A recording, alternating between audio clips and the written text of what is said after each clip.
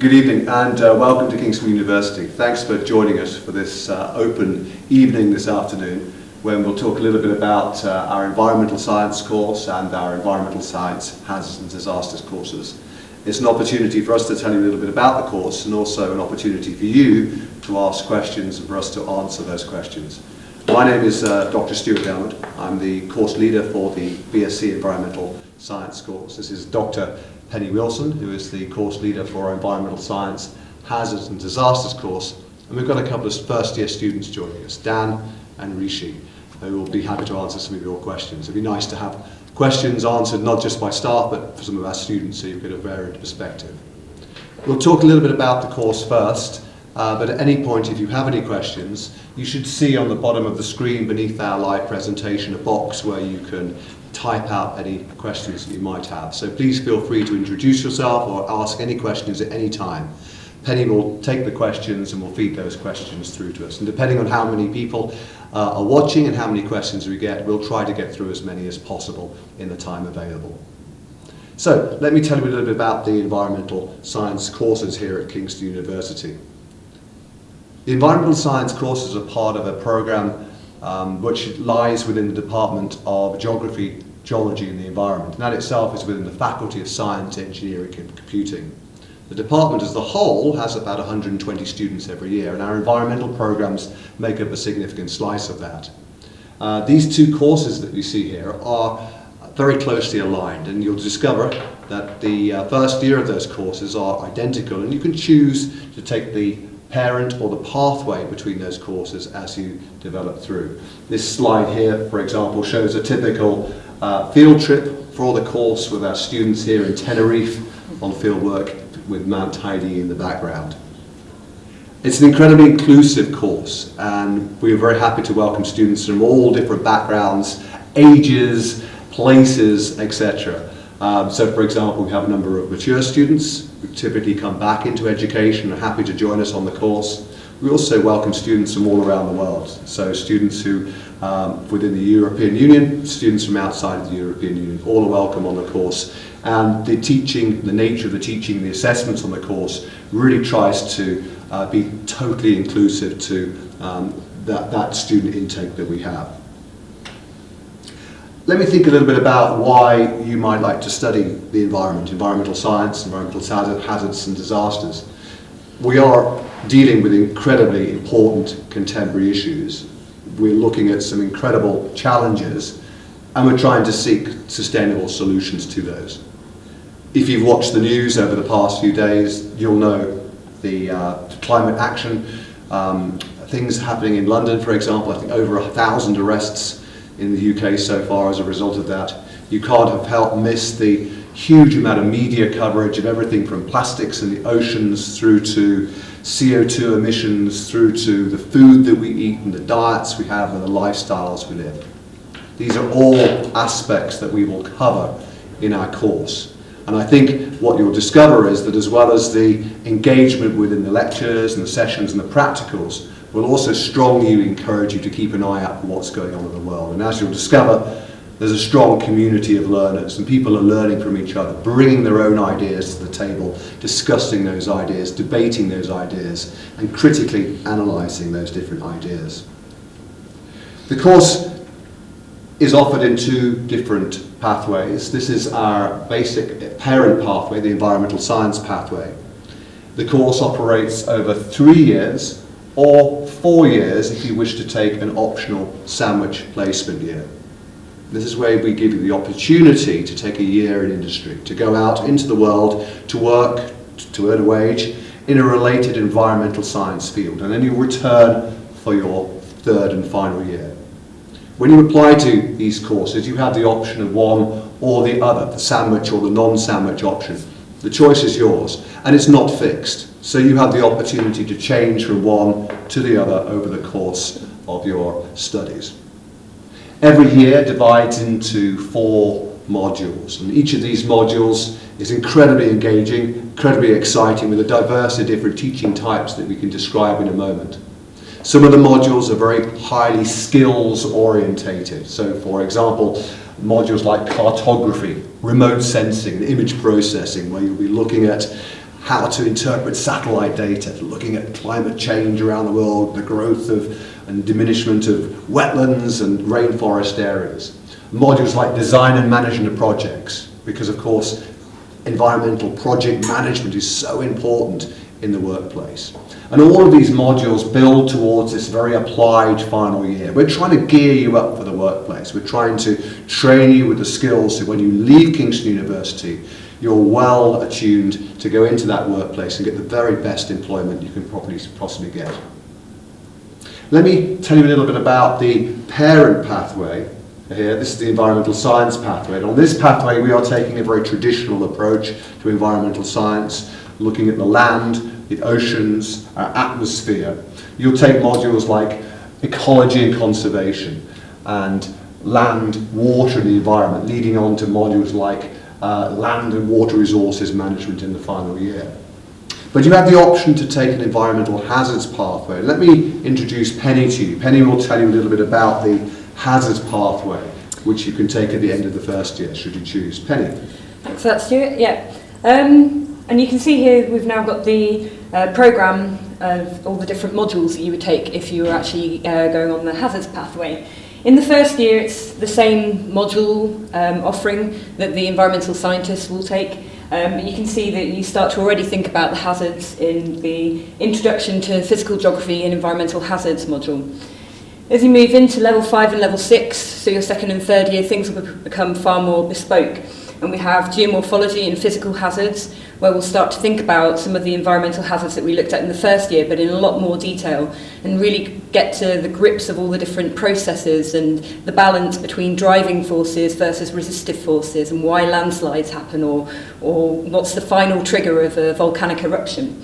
This teams up really nicely with disaster risk reduction, which rather than thinking about the physical processes and the science behind the different types of hazards, we'll look at the ways in which we can actually reduce the risk. Because obviously a hazard, you know, you can have a volcanic eruption, but if it's in the middle of nowhere and there's no people around, often the question will be, why do we really care about that? Of course, anyone who's interested in the environment generally should care about all of these things, because of course it might be impacting locally the different kinds of ecology that you have there.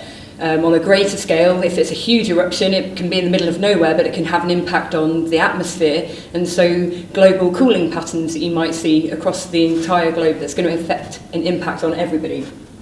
But the disaster risk reduction then will look at all the different kind of policies that we have in place, so a lot of the social science, the ways in which we can make people more aware of different types of disasters and how they should actually act if something is occurring, so like an earthquake, and also looks at some of the engineering solutions that we have, so earthquake-proofing buildings or slope stability, etc. So some of those geotechnical solutions that we have as well to those hazards.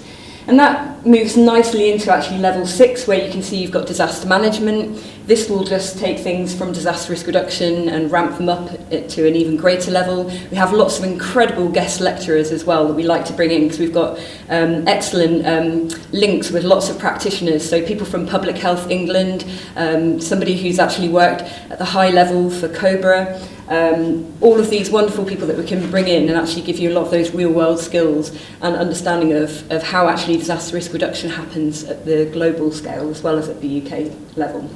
And then challenge of climate change. This is a shared module actually with environmental science, but it's really critical actually for hazards as well, because I'm sure you'll have noticed as well that there's ever more news articles, etc., about wildfires in the UK. Even we've just had another moorland fire just in the last week.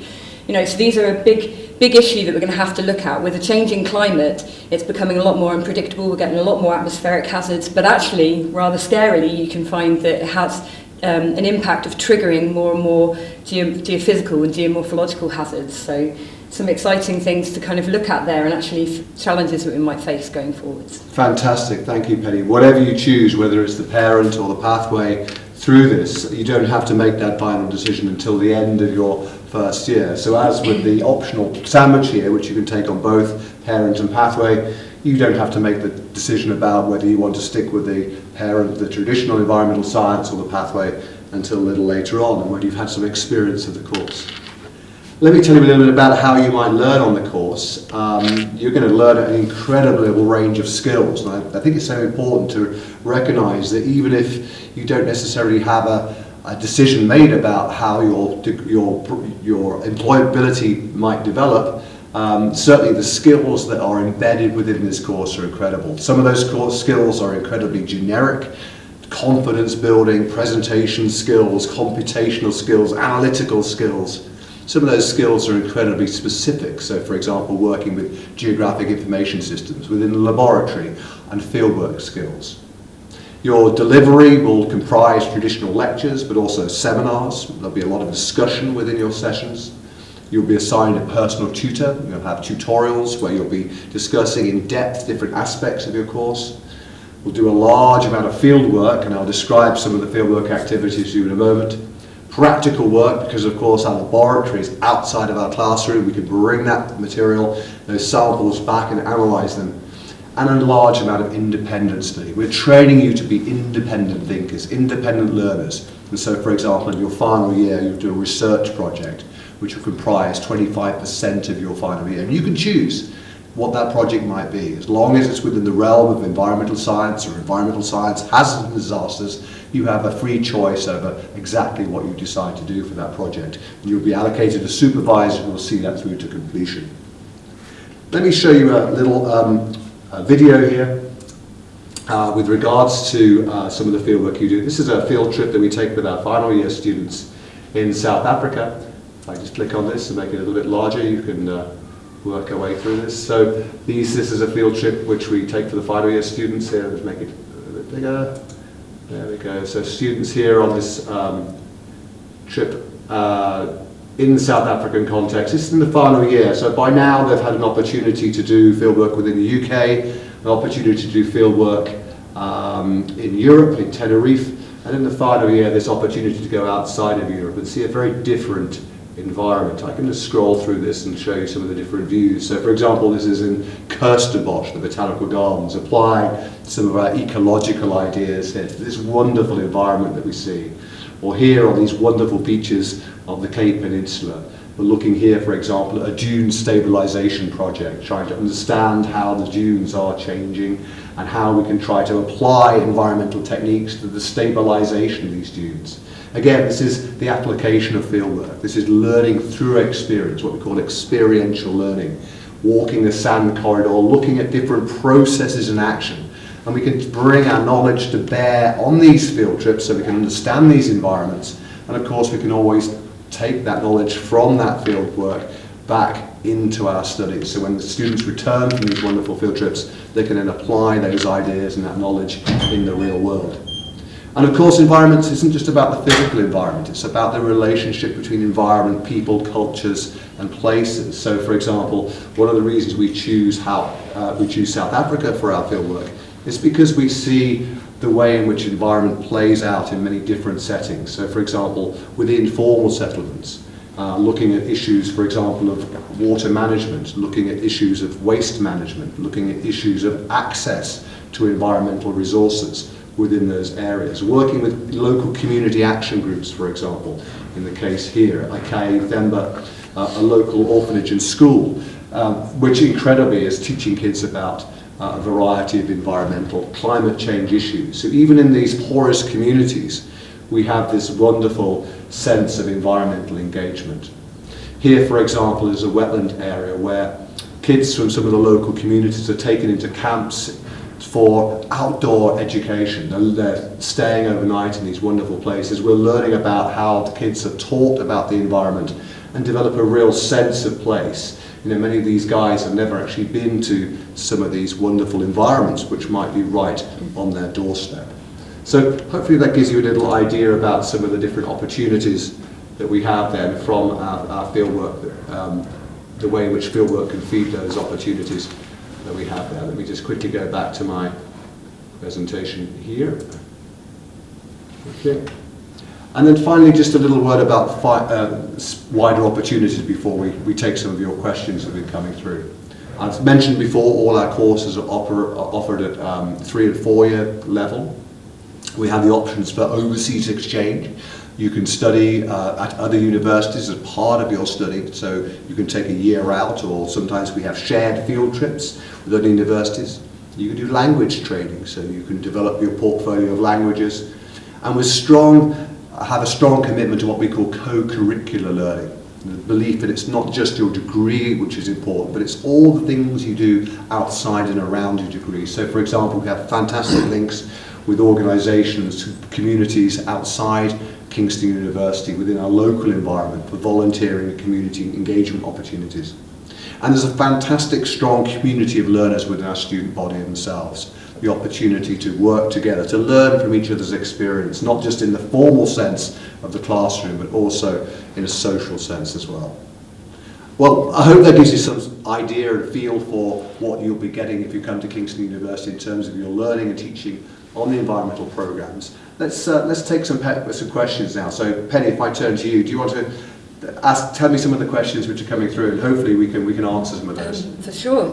We've had a question come in from Ian. He's asked, how many hours a week will I study and how flexible will it be?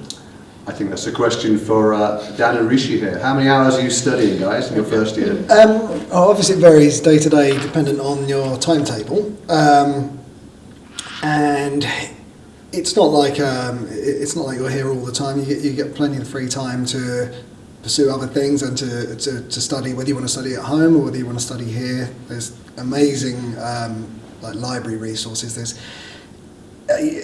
every day I find myself going somewhere else, just sitting with a laptop, just somewhere it's a bit quiet or somewhere it's a bit busier. So the library's got many kind of areas, quiet, busy, buzzy kind of places where you can sit. So it varies. I might just be here for like maybe 2 hours one day for a certain lecture, and then the next day could be a little bit different. It might be that you're here for sort of 3-4 hours. It varies a little. It has changed from time to time, but it's I think it was just one day, like Fridays, when we had like a full day. But there is more than enough in the week. I wouldn't want there to be any more, because it would be a bit of an overload, and I wouldn't want it to be too less. And I know that's maybe a bit of a cop-out answer, but it is, I would say, as far as hours on site, it's pretty much perfect.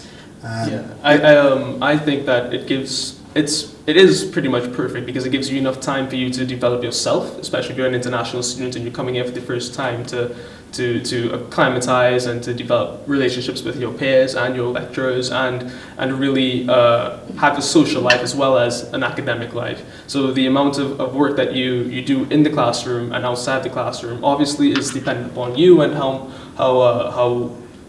adapted you are to academia and succeeding in academics. But it is all about your holistic development here, and it really does show in the amount of individual learning that you are expected to do, and it's not too burdensome. And you have the opportunity to, for example, to show it's not too burdensome, you have the opportunity to do a part-time job as well as pursue your studies perfectly fine.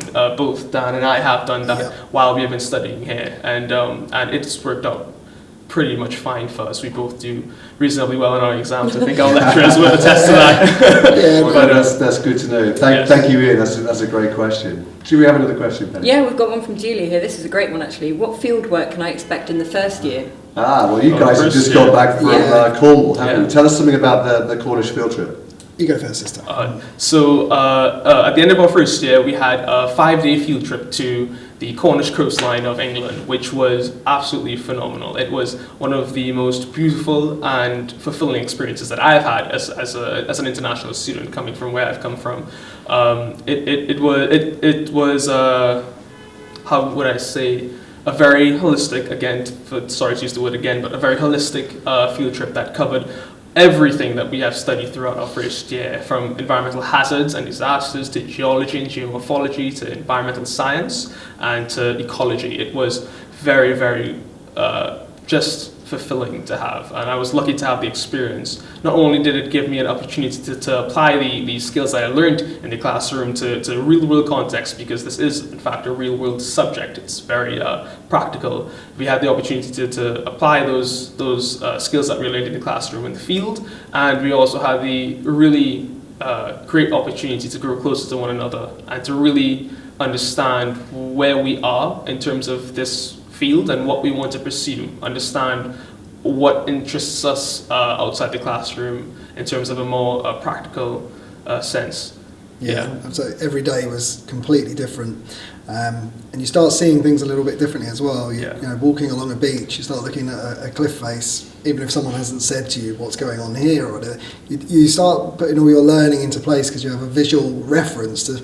You start thinking about things that you learned several months ago, and you start drawing all these parallels together, and you realise that you are in the field in a real world kind of setting, and it's exciting. And also, there's another side to it as well. You get to know people a little bit more. You spend the evenings together, if you want to or whatever, and it's social. It's fun, even though it's full on, but in a really, really good way. I absolutely loved it.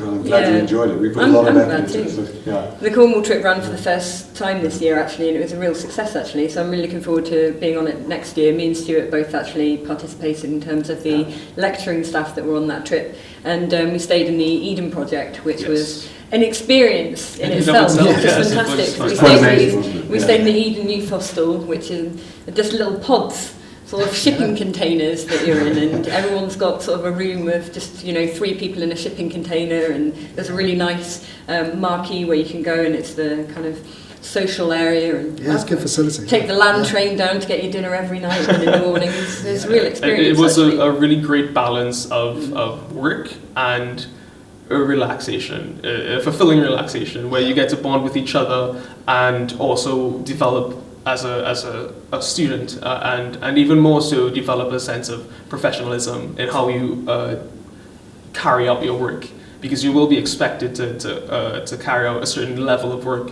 when you come here, and especially when you get out of here into the real world. So, great question, really good. Thank you very much. Actually, have another question here from Nick going on with fieldwork. Interested in what they do in the second year. You've spoken about South Africa, obviously, in the third year. The second year, depending on which route you're taking, there'll be a mixture of fieldwork, actually. So on one of the modules, there'll be UK-based fieldwork where you'll actually get to do a lot of going and sampling so that you can bring things back and take them into laboratories and analyse your data and really think about how you're going to develop those project skills going forwards for carrying out your research project in the third year. But on both the ecology module and the disaster risk and reduction module, there's going to be a trip to Tenerife. Certainly for the hazard students, we've been going to Tenerife now for about 15 years, taking students to Tenerife, and so we've got fantastic amount of knowledge about the island and all the different types of hazards that that it's susceptible to. So obviously Tenerife itself is a massive volcano. You've got 2 old shield volcanoes that have actually come all the way up from the bottom of the sea to form the island and merge together, and then on top of that you've got a stratovolcano, which is Mount Teide, which has got a history of being really explosive. And then around the whole island there's probably numerous, maybe 50 plus cinder cones that are monogenetic, and only once ever they'll erupt basaltic lava, and actually that's had quite an impact on people who've lived on the island, certainly around 1909, and then there was a later one in 1950, and they've had big impacts on some of the communities around there, so we're going to look at those communities.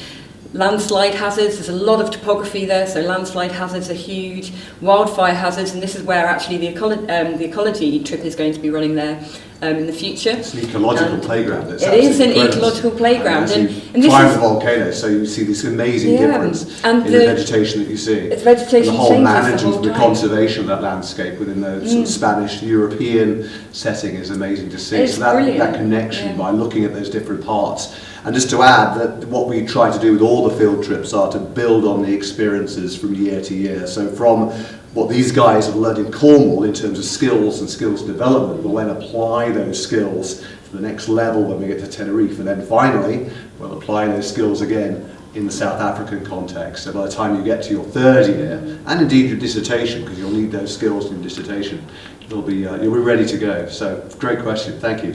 And there's something to say about that too, because it's not to say that Tenerife or these big field trips at the end of our years are the only field trips we go on. During our year also we do a lot of field work outside, just in London and within England itself. We go to different areas to observe different things depending on the modules that you choose, and that is also really fulfilling. It just contextualizes everything that in the classroom in a greater sense. And Absolutely. you get to yeah. really We're in a very fortunate position geographically here in Kingston because we have London on our doorstep, so we have the city, the urban environment, but equally we can go to the southwest and within half an hour we could be on the North Downs with these wonderful semi-natural environments. So yeah, very good point, Rishi. Thank you.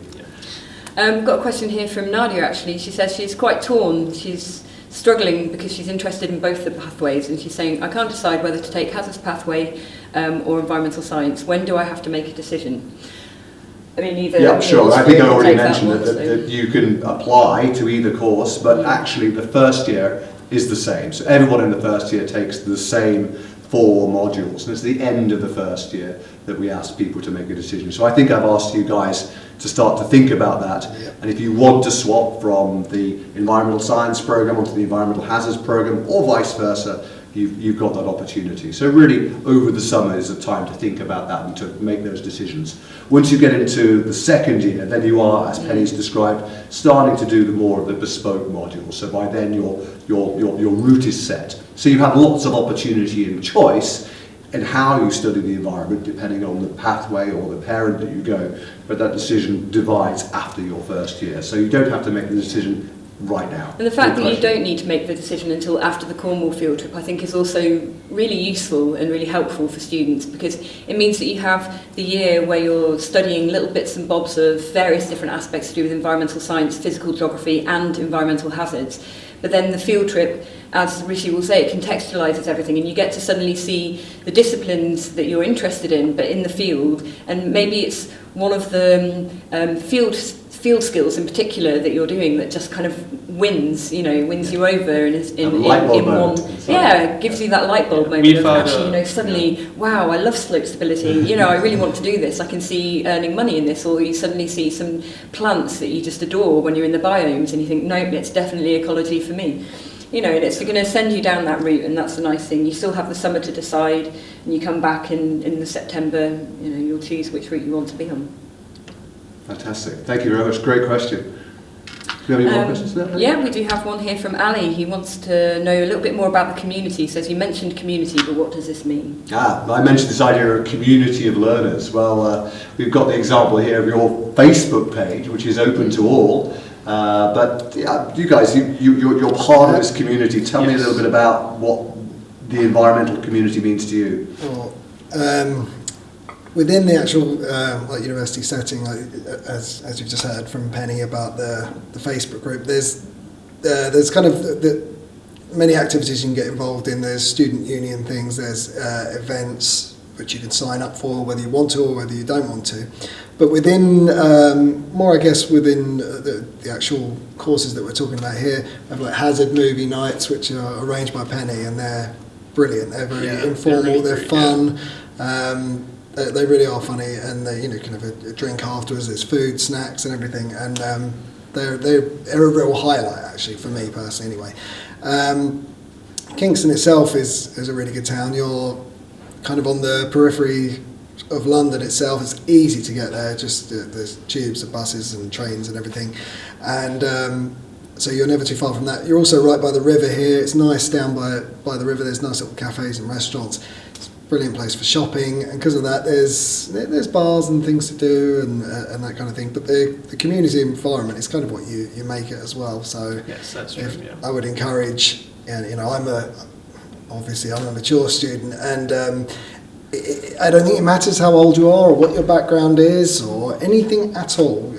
It's easy to make friends, or if you don't want to, there is always something to do. So on or off the campus, definitely. Yeah, I would say that this is one of the nicest places I've ever been to. People are just so kind and friendly to you, especially in the university environment. When I first came here, I found it was super easy for me to make friends, and it was super easy to build a relationship with my lecturers and get invested in that relationship, so that I would want to do well for them, and they would want to teach me well for me. And that, I think that student lecturer relationship is really important and integral in developing holistically in academia. You get to really just grow as a person with your lecturer and with your peers even, and there's something to be said that we do share a lot of modules with other courses, so human geography and physical geography, we do share some modules within first year, that is, and you find that you make friends with all those people, and you get a variety of information and knowledge and perspectives from those people, and it really is just a fulfilling thing to be a part of. And as Dan said, the movie nights are fantastic, and even then there's just a great sense of spirit amongst the hazard students and the environmental science students and the geography students. We all like to poke fun at each other and have a good time, and telling each other which definition is better, which ideas we should use to look at this problem, and it really is a fantastic just adding ability. Just adding something else to that as well, about the environment. I was kind of a little bit, I guess, nervous or insecure coming to university. I felt a little bit intimidated by it because I've come from working for quite a while, and that as soon as I got here, that went up straight away, because it's a different kind of pressure being here. You don't feel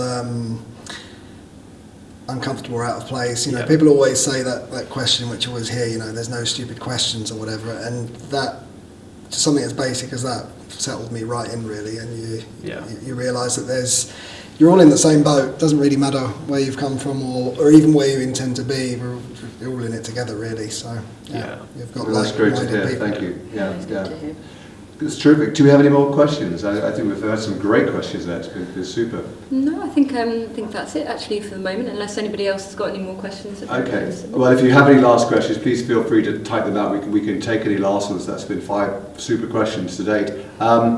Let me just kind of say thank you for tuning in though for now. I hope you found this webinar helpful. Certainly it's been interesting for us to talk to an audience all around the world, and hopefully if you have any other questions, you'll feel empowered to email us. You can go via UCAS, you can go to our website and email us any questions at any time. They'll find their way to Penny Wilson, myself, Stuart Downwood, and we'll take those questions, answer those questions. And indeed, if you want to come in at any time, we're always open doors. So we have a number of open days when you can come and see for yourself as part of the wider Open University Open Day and see exactly what's going on with all the different support departments, housing and accommodation, finance and clubs and societies. Or if you just want to come in individually, our door is always open. Just send us an email, we could talk, we can invite. So or if you're on Facebook, follow my page, Penelope's page of environment, tectonics and geohazards. It's a public page. We have about 170 people on there so far, and a lot of students who are current and students who've also graduated, so a lot of our alumni are on there, and some of our practitioners as well. So, feel free to give that page a like and see what kind of things we're up to, what kind of articles the students are reading about, and go to the visitor page and feel free to post on there or send me a message on there. That's great. So thanks to all you guys. Thanks for these guys for coming along, and we'll sign off for now. Thank you. Thank you. Bye. Thanks.